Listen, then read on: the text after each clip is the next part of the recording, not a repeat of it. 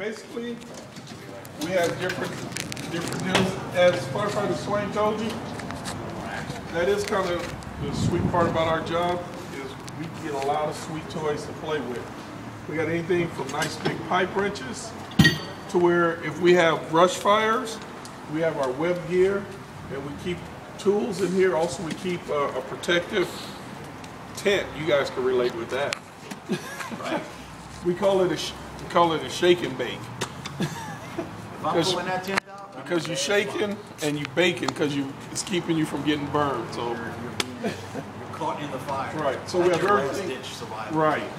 So we have chainsaws, and you guys remember I was telling you about big holes, big fire. Well, here these are some of the nozzles that we have that go on even the bigger hose. Okay. And if we have like a commercial building fire or something like that, now we pull these out and we pull the real big hose in the rear. We connect nozzles. Think about the garden hose that you have at home and the nozzle that's on that garden hose. Right. Well, these are our nozzles. Those are our nozzles. That we hook on our garden hose. Okay? Our garden hose is so big, if he pumps too much pressure into it, it will lift me off the ground. Lift you off the ground. Got it. Okay? Trust me, we can. Okay, and back here, remember I was telling you about the hose? This is our big supply of hose right here. Okay? This is our 4-inch hose. This is what we generally hook to a hydrant. Because let's say if the fire is 400 feet down the street, and if your house is 400 feet down and the hydrant's down here, we still got to get water all the way down there. So what we'll do is we'll pull up, we'll wrap this around the hydrant, and I'll keep driving. We'll pull up to the house, and we have 800 feet of hose. Because we only have 500, so we have 500 gallons of water. That sounds like a lot, doesn't it? Well, you see that hose over there? That hose, I will go through 500 gallons in 2 minutes. Because that hose can take 250 gallons a minute. I can pump out of it. So I'll be done with what's in the tank really quick.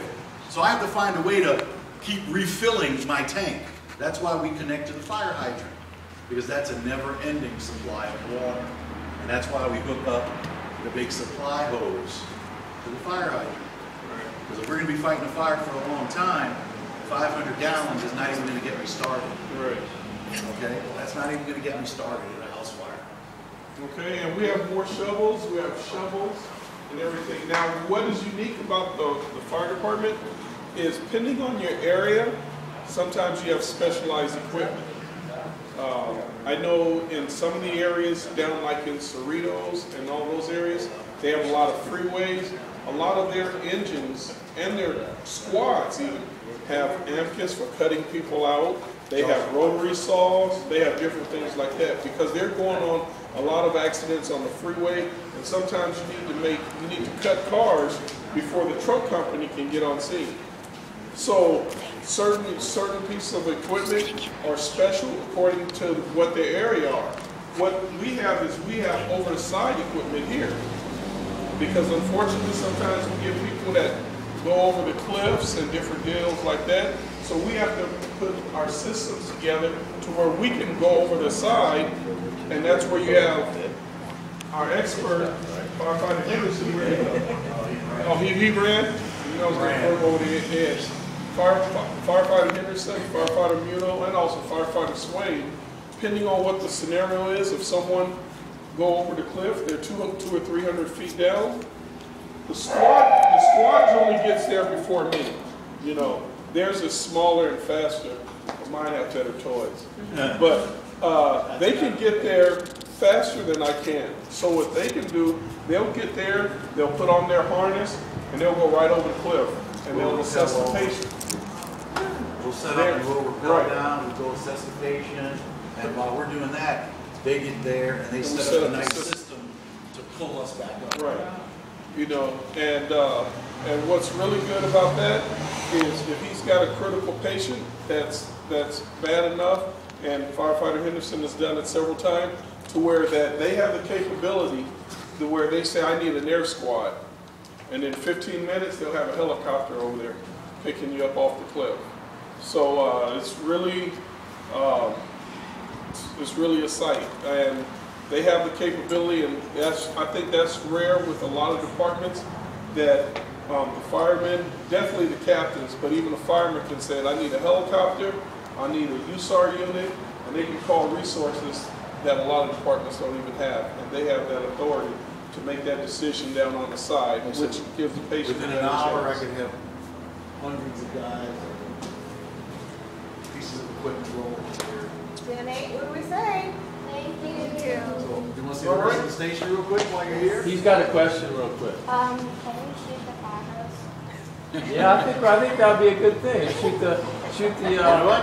And firefighter Nuno will do that for you while we go watch the rest of the football game. I think that'd be fun. Let's show you the rest of the station first, and then firefighter Nuno will let you shoot the fire hose. Okay, we're gonna do that. That's gonna be the second half. And tell me if you want to shoot that hose off like a owl. I want to run all the water out of it. Okay, this is our station. There's not much to it, is there? A lot of stations in the fire in the county are obviously a lot bigger than this. This fire station, Palos Verdes Estates used to have its own fire department. This was their one station, and so now we're here, and we just man their one station. So, but the county, most stations in the county are a lot bigger than this. So there's not much to it. When you pull those rigs in here, we're walking like this around the rigs because it's very tight. But keeping in shape is part of the job, so we have workout equipment. We got a couple of treadmills, we have a bike, we got some weightlifting stuff. Keep coming back. And we walk our own stuff, so we got a line direction. No, there's no upstairs here.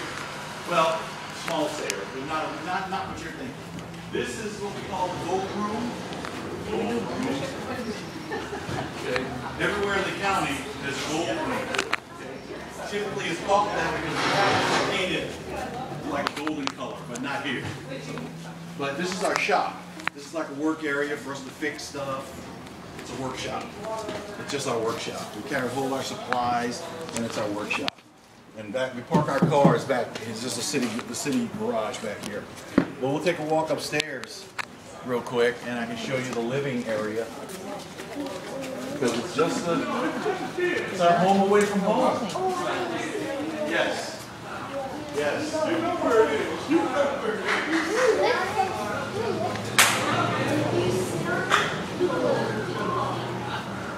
If I see one kid, That's okay. All right, I'll see you in a minute. how we roll, huh?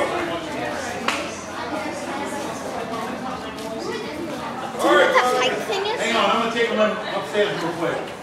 Show them my living area. Well, they already got the hose. We do not have a dog. We are not allowed to have dogs anymore. But that's okay. Tucker fire So- dogs were kind of only for decoration. This is That's all they were like for. the captain's office, by the way, up here. Fire dogs were This is where the only kind of captain like does for his. just I don't know what he does up there, really. decoration. You guys Captain Sosa? Game is awesome. Captain Sosa, there he is. Come You on guys are in. watching Monday Night Football.